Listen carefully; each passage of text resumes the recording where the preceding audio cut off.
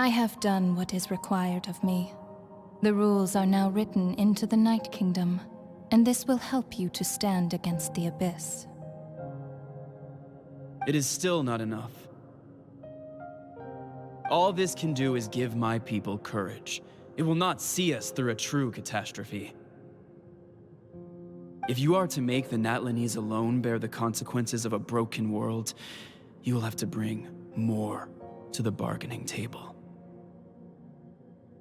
You are the greediest human I have ever met, and the fiercest negotiator. No other would seriously ask to borrow my power. My domain is death, and its power comes at a great price. The question is, are you prepared to pay? I need that power. Only a hero can truly wield it, and heroes are not afraid of dying. No, a fear of death is ingrained in all living things. If the wielder of this power cannot conquer their fear, countless innocent lives will be claimed in their stead. For only then can the price be paid. Those are the rules. Mine is a nation that will not yield to the Abyss, and it will certainly not yield to your rules. As their culture and civilization is transmitted through the generations and their faith grows, the people will go from strength to strength and reach heights that even I cannot dream of. Very well. I shall agree to help you. But I am merely a shade, and I do not have as much freedom to do as I please as you might think. Then what do you propose? Keep this a secret. If I am questioned about it, I will deny all involvement and claim that treacherous Xbalanque stole my power. That will not be a problem. Thank you. I am glad we could reach an agreement.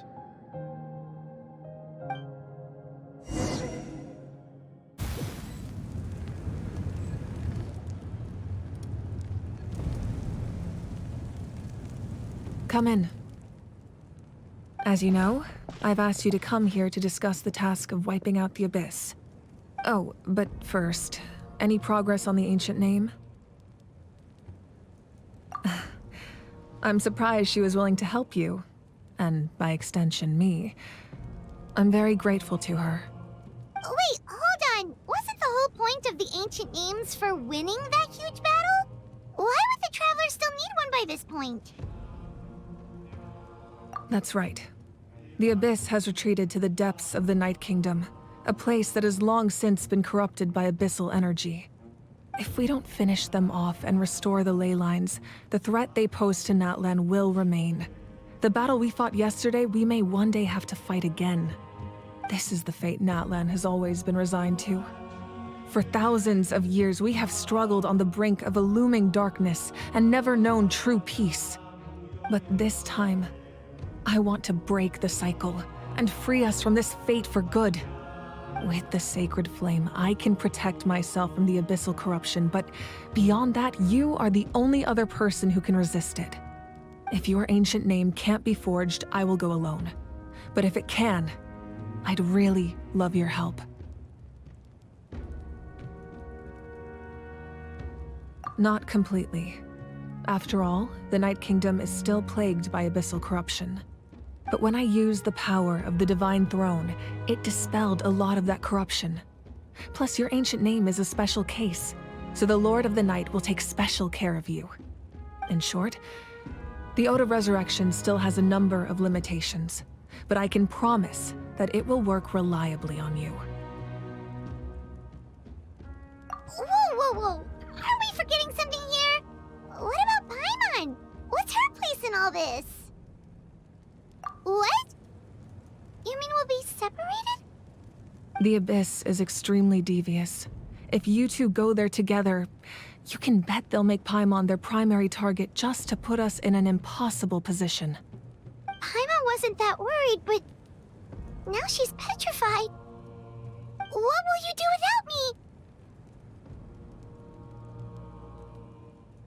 Okay, well, Paimon needs to think about this because you're really asking a lot of her, but we'll give Paimon some time and she'll do her best to rise to the challenge. I greatly appreciate it. Everyone in Natlan knows how important this final battle is. You will be remembered and revered long into the future, until the end of time. If you have any other questions, please ask away.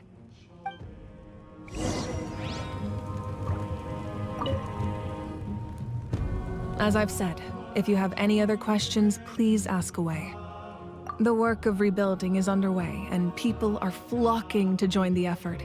With everyone rallying together, I'm sure it won't be long before there's no trace left of the damage done by this war. The healing process, on the other hand, that's a bigger obstacle to overcome. Many are grieving, and there's simply no replacing the ones we lost.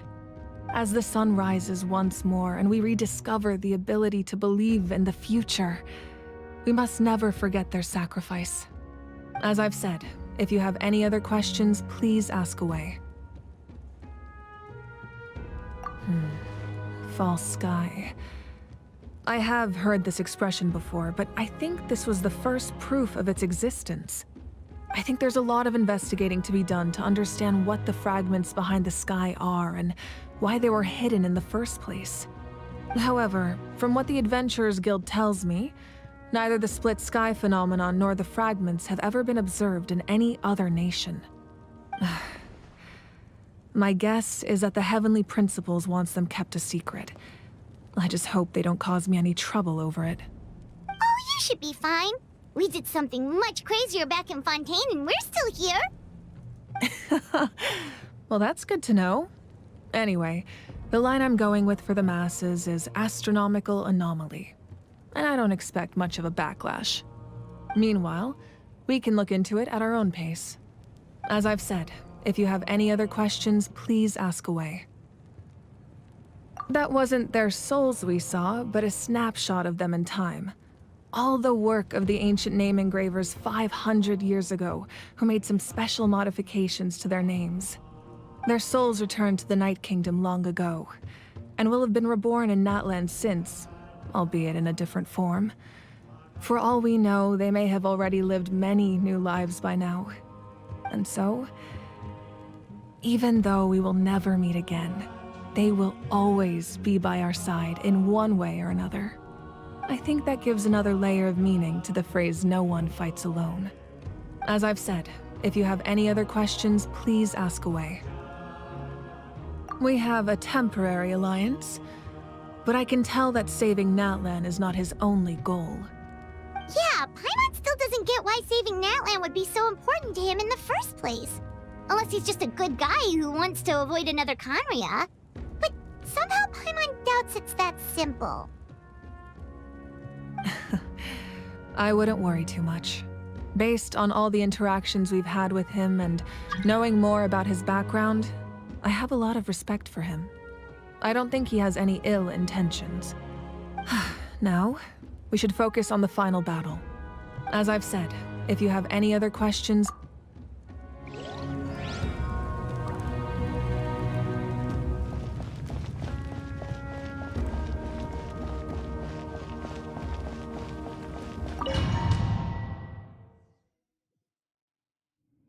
The Outlander with deep ties to this land returns.